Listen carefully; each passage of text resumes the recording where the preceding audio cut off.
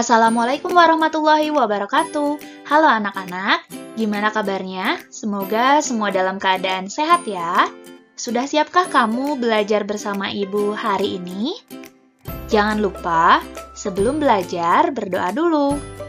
Kita akan membahas tema 1, subtema 3, organ gerak hewan dan manusia pada pembelajaran ketiga. Anak-anak, tahukah kamu gambar apa ini? Ya, betul, ini adalah gambar dari jembatan Suramadu. Untuk mencapai Pulau Madura, harus melewati Selat Madura.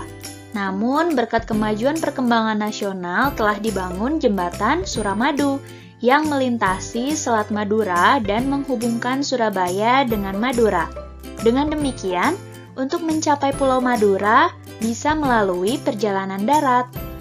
Kondisi Pulau Suramadu yang terpisah dengan Pulau Jawa tersebut merupakan contoh kecil kondisi geografis Indonesia pada umumnya. Indonesia merupakan negara maritim dan kepulauan terbesar di dunia. Hampir 2/3 wilayahnya merupakan lautan. Antara pulau satu dengan pulau yang lain disatukan oleh laut. Keberagaman yang disebabkan adanya perbedaan antar pulau satu dengan pulau yang lain tidak menjadi pemecah atau perenggang, namun justru menjadi pemersatu, karena antara yang satu dengan yang lainnya bisa saling melengkapi. Pengaruh kondisi geografis Indonesia sebagai negara maritim terhadap kehidupan ekonomi masyarakat. Cakupan wilayah yang sangat besar dan luas, tentu saja Laut Indonesia mengandung keanekaragaman sumber daya alam laut yang sangat potensial, baik hayati maupun non-hayati.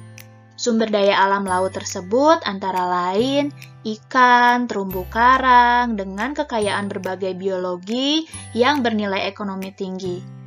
Wisata bahari, sumber energi minyak dan gas, bahan mineral, dan juga media transportasi antar pulau. Besarnya peluang ekonomi dari pemanfaatan potensi sumber daya alam laut sedemikian besar, sehingga tentunya dapat memberikan kontribusi bagi kehidupan ekonomi masyarakat Indonesia. Hingga pada akhirnya juga akan memberikan kontribusi bagi kesejahteraan bangsa kita.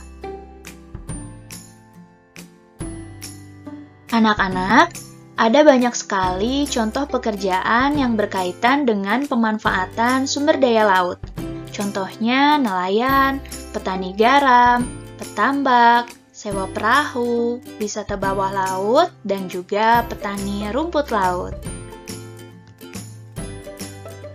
Beberapa dampak yang diakibatkan oleh letak dan kondisi geografis bangsa Indonesia sebagai negara maritim ataupun kepulauan, yaitu komunikasi dan interaksi antar penduduk menjadi lebih mudah, baik antar warga Indonesia maupun orang Indonesia dengan warga asing.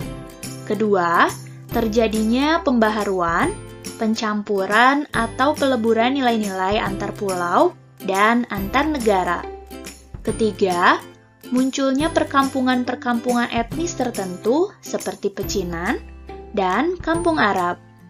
Keempat, terjadinya perubahan perilaku masyarakat karena pengaruh masuknya pola dan nilai perilaku dari pulau, daerah maupun negara lain. Kelima, terjadinya perpindahan ilmu, pengetahuan, dan juga teknologi. Akibat dari letak dan kondisi geografis Indonesia sebagai negara maritim dan kepulauan memberikan dampak positif dan juga dampak negatif. Dampak positifnya, Indonesia kaya akan sumber daya alam laut, memiliki keberagaman budaya, memiliki potensi wisata bahari, keberagaman sumber daya manusia, dan dilalui jalur perdagangan dunia. Sedangkan, dampak negatifnya, sulitnya pengawasan wilayah, tidak meratanya potensi alam, rawan terjadi konflik kedaerahan, masuknya budaya asing yang tidak sesuai dengan budaya Indonesia, dan juga tidak meratanya pembangunan. Anak-anak, mari kita tentukan ide pokok dari bacaan berikut ini. Judulnya, Kejayaan Bahari Masa Lalu. Pada paragraf pertama, sejarah telah mencatat bahwa kejayaan bahari bangsa Indonesia sudah lahir sebelum kemerdekaan. Hal ini dibuktikan dengan adanya temuan-temuan situs prasejarah maupun sejarah. Coba kalian tentukan mana ide pokok dari paragraf pertama? Ya, betul, ide pokoknya sejarah telah mencatat bahwa kejayaan bahari bangsa Indonesia sudah lahir sebelum kemerdekaan. Pancasila merupakan satu kesatuan yang utuh dari kelima silanya. Walaupun masing-masing sila mempunyai nilai-nilai sendiri, tetapi hubungan antar sila merupakan hubungan yang utuh dan saling terkait. Setiap sila yang membentuk Pancasila merupakan unsur yang mutlak yang membentuk kesatuan, bukan unsur pelengkap, artinya satu sila menjiwai dan dijiwai oleh sila-sila yang lainnya. Contohnya pada kegiatan berikut ini. Pemilihan ketua kelas merupakan cerminan dari beberapa sila, yaitu sila kedua, keadilan sosial bagi seluruh rakyat Indonesia, sila ketiga, persatuan Indonesia, sila keempat, kerakyatan yang dipimpin oleh hikmat kebijaksanaan dalam permusyawaratan perwakilan, dan sila kelima, kemanusiaan yang adil dan beradab. Berikut ini adalah contoh perilaku yang mencerminkan nilai-nilai Pancasila, yaitu beribadah, melakukan kegiatan kemanusiaan, bergotong royong, bermusyawarah, dan juga saling menghormati. Cukup sekian untuk pembelajaran kali ini. Semoga dapat dipahami dan bermanfaat untuk kita semua.